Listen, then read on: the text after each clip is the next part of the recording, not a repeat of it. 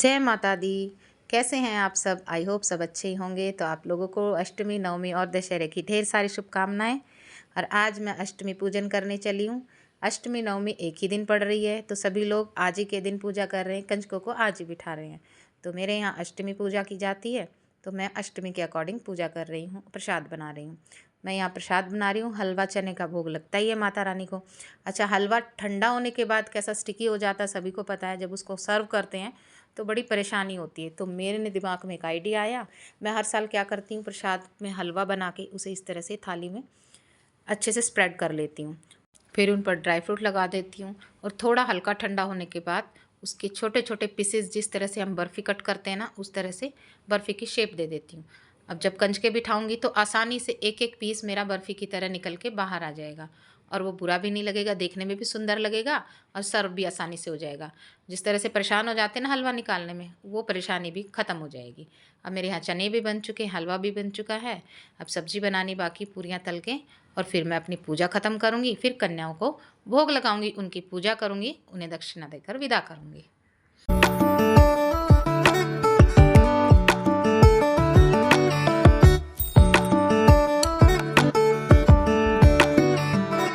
अब मेरा हलवा ठंडा हो गया था, तो मैंने इसे पीसेस में कट कर लिया। ये देखिए आप, मेरे पास ना ये पूरी बेलने का टूल्स बड़ा अच्छा है। ये मेरी शादी के टाइम का ही है। अब चकले बेलन पर पूरियाँ बनाने में बहुत टाइम लगता है और इसमें इतनी जल्दी बन जाती है ना। बस गोले बना के रखो साइड में और इसमें एक एक गोला लगाओ और प्रेस करो, फटाफट से पूरियाँ बेल जाती हैं। बेलने का कोई झंझट ही नहीं है। तो अकेले होने के बावजूद भी बड़ा आसान हो जाता है काम करना। मेरा प्रसाद बन चुका है। अब मैंने प्रसाद निकाला सारा माता रानी के लिए और उनको भोग लगाऊंगी, उनकी पूजा करूँगी।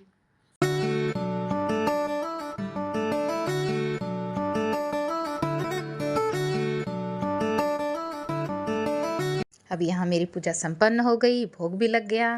अब देखिए, हर घर के तौर तरीके अलग होते हैं, पूजा से रिलेटेड हो या फिर रहन सहन से। जिसके जैसे तौर तरीके होते हैं वो वही फॉलो करता है। सबसे बड़ी बात है हमारी श्रद्धा, भक्ति, हमारे परिवार के प्रति समर्पण और जिम्मेदारियाँ। आपकी शारीरिक क्षमता को देखते हुए, अपने तौर तरीके देखते हुए हर कोई अपने काम पूरे करता है। मैं भी यही करती हूँ। अब प्रेम भक्ति भावना से मेरी अष्टमी की पूजा यहाँ संपन्न हो गई।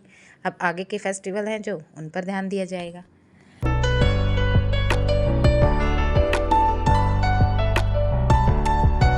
मेरे पास ये ऐसे 2 डेकोर आइटम पड़े हैं पुराने, जो किसी काम के नहीं हैं। एक तो ये बंधनवार, जो कि बहुत छोटी है, जिसको दोनों साइड से मुझे इस तरह से कलावा बांध के और फिर लगाना पड़ा था, जो देखने में अच्छा लुक तो बिल्कुल नहीं दे रहा था। फिर भी मैंने काम चला लिया। अब इसे उतार के रख दिया एक साइड।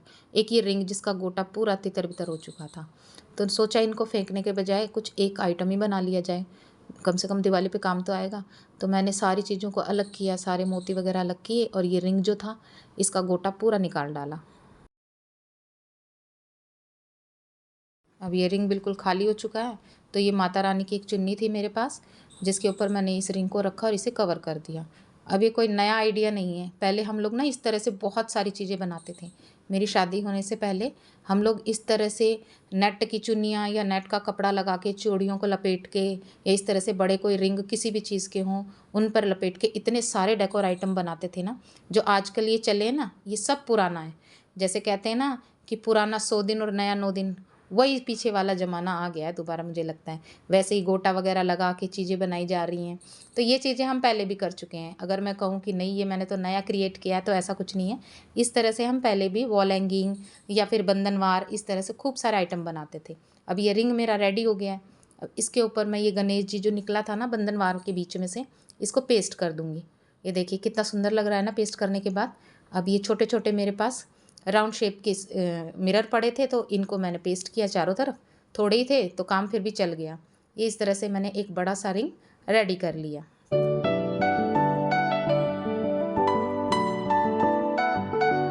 अब बारी आई इन छोटे रिंग्स की, जो बंधनवार में से निकले थे।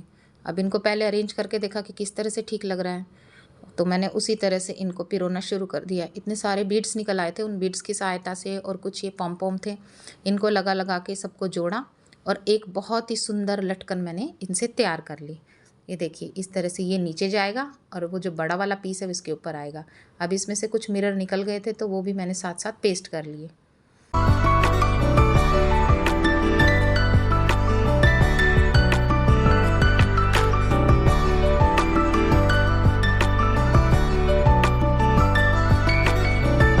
सभी रिंग्स को साथ में जोड़ के बड़े वाले रिंग के ऊपर एक और छोटा रिंग जोड़ा और उसके ऊपर हैंग करने के लिए इस तरह से 2-4 बीड्स लगा के, और जो वो बंधनवार में से निकला था ना हैंगिंग रिंग छोटा सा प्लास्टिक का, वो मैंने इसमें अटैच कर दिया ताकि इसे हैंग कर सकूं।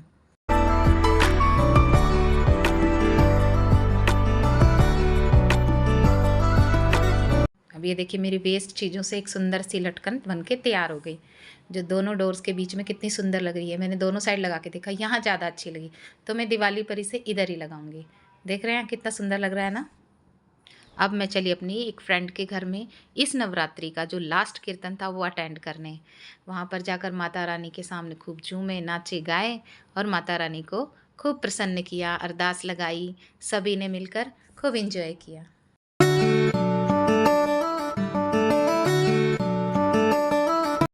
और इस तरह से श्रद्धा भक्ति से पूजा करते हुए माता रानी के सामने झूमते, गाते, नाचते इस बार के नवरात्रि पूरे हुए। अब हम सब मिलकर नेक्स्ट जो फेस्टिवल आएंगे उनकी प्रिपरेशन करेंगे। करवा चौथ के लिए शॉपिंग करेंगे, देन होली अष्टमी के लिए तैयारी करेंगे, और फिर जो साल में एक बार सबसे बड़ा फेस्टिवल आता है यानी कि दिवाली, जिसकी सभी ने जमकर तैयारी शुरू कर भी दी है, उसे धूमधाम से सेलिब्रेट करेंगे। और यहाँ पर हमारा कीर्तन भी कुल मिला के समाप्त होने वाला है।